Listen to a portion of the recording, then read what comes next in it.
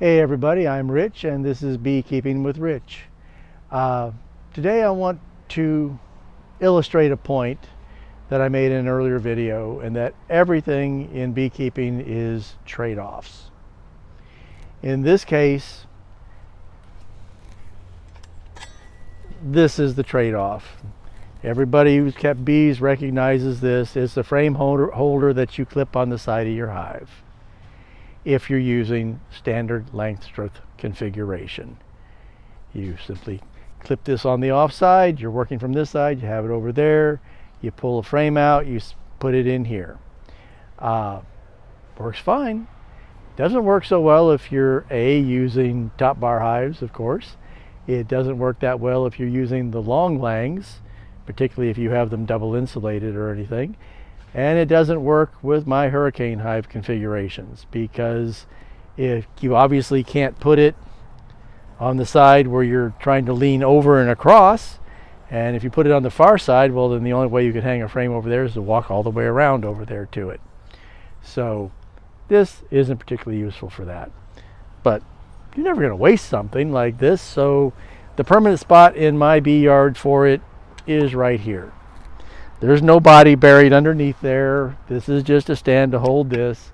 And what it is used for primarily, 95% of the time, is to just put some frames on that have been extracted, and I just want the bees to clean it up.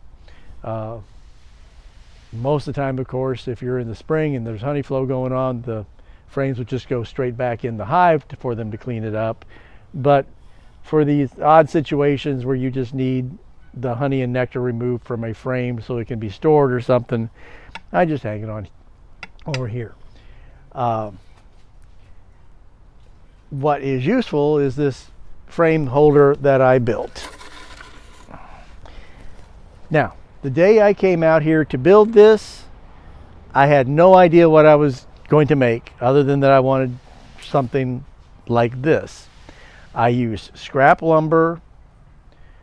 I reinforced where I felt it needed to be reinforced.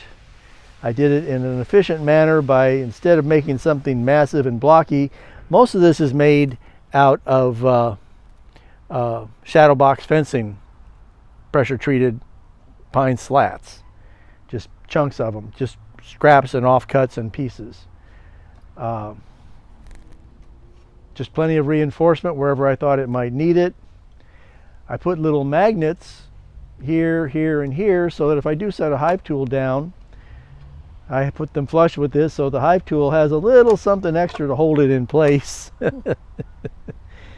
Just something that occurred to me. But this can hold 10 frames. And I was worried, of course, when I made it that, well, it could warp. But it's been through an entire South Florida summer with our humidity and our heat and our rains and everything else, and it's still doing fine. And whichever hive I'm working with over here, turn around and aim at the hives, I can just set it in whatever the most convenient position for me is, and I can take 3 or 4 frames out of a hive to clear the space and work on them from there.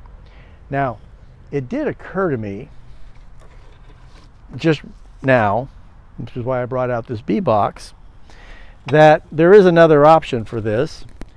My bee box, which I built myself, it's my own design, was set up so that I could store this rack on top of it like that. But you know, if your bee box is on a table, you can turn that around and you can put a couple of frames in it this way too. We'll do a video on my design for a bee box sometime.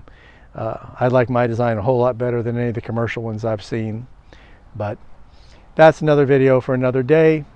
This was just a quick video to show you that there are options for holding frames, and that use your imagination and use your available materials and make yourself a portable frame holder that you can move from hive to hive.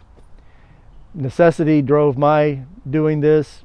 Maybe it doesn't drive yours, but I found it to be very, very useful. Y'all have a wonderful winter season, and I'll see you soon. Bye for now.